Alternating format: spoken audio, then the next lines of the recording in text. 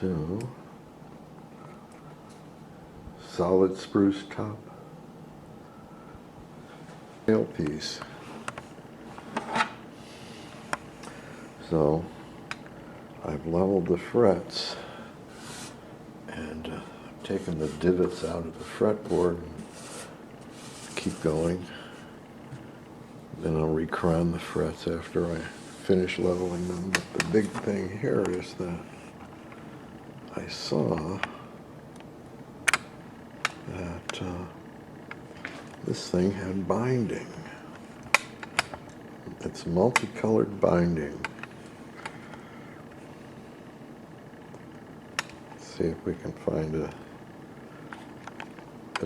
it's limited in its focus ability, as we know. That's about the best there. So it's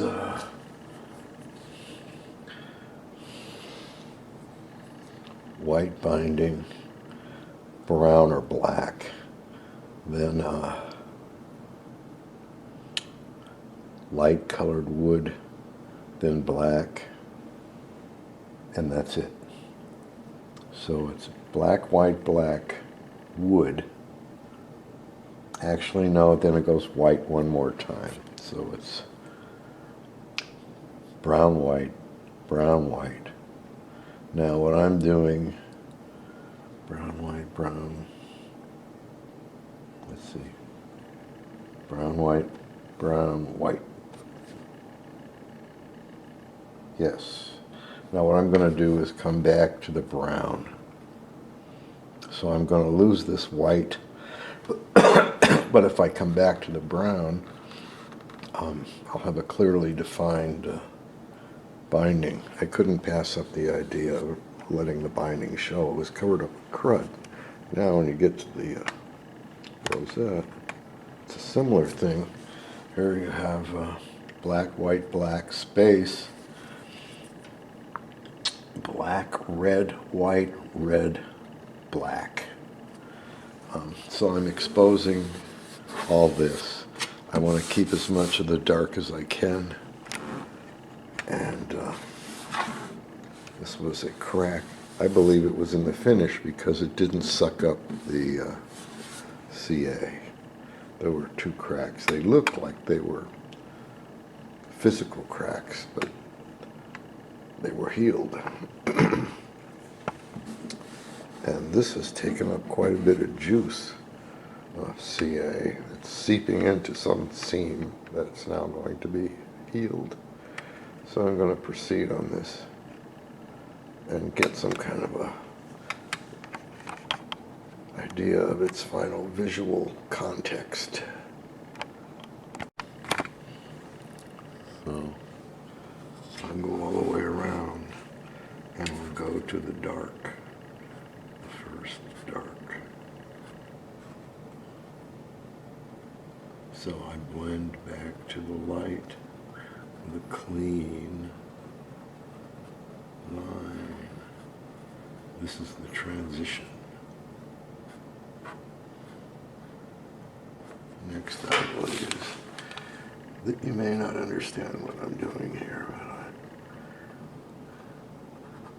but when I apply the stain, I can't get accurate to that degree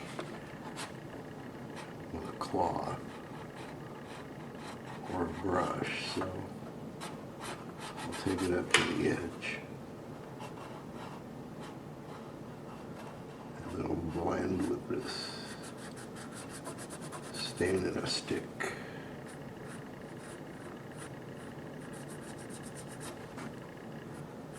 So that's what I'll do. So this is an interim step. I can still see the border, the artificial magic marker border. It looks too dark. And I've hit this with secret sauce. And this is the 4th or 5th. So it's cleaning it, it's prepping it, and it'll dry in a few minutes, and it'll give continuity to the stain. The stain would have sunk into the raw areas, but not into the sealed areas. So this kind of evens things out. We're going to play with stain and try to hide these transitions to dark. And I may put a pickguard on here. We'll see.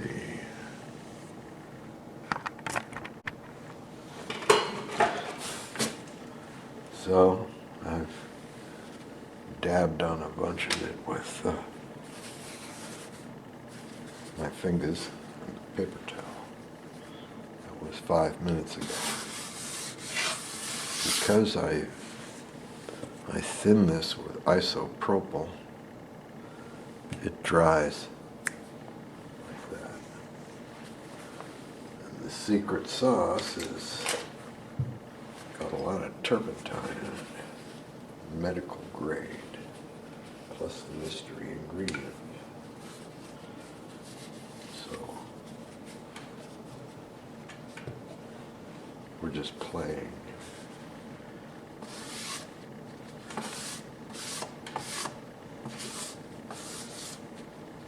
It doesn't come off because there's no alcohol in my secret sauce.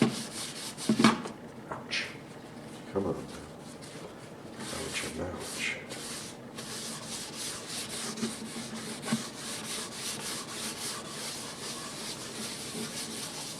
Why am I putting this on? I don't know. Just because I can. Actually, I believe it will dry and seal what we've already done.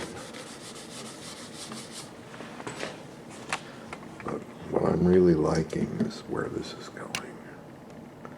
Let's see here. This is going to look like class when I'm done. It's going to brighten up, the whites will brighten. I'm going to use Fab or Tide, one of the two, for Miracle Whites. Anyway, it's coming along. So,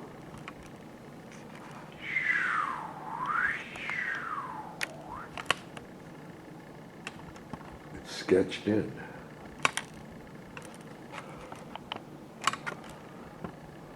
Some work left to do. That's got 4 or 5 coats of natural shellac, orange shellac. And when I get it detailed, we'll put clear shellac over it to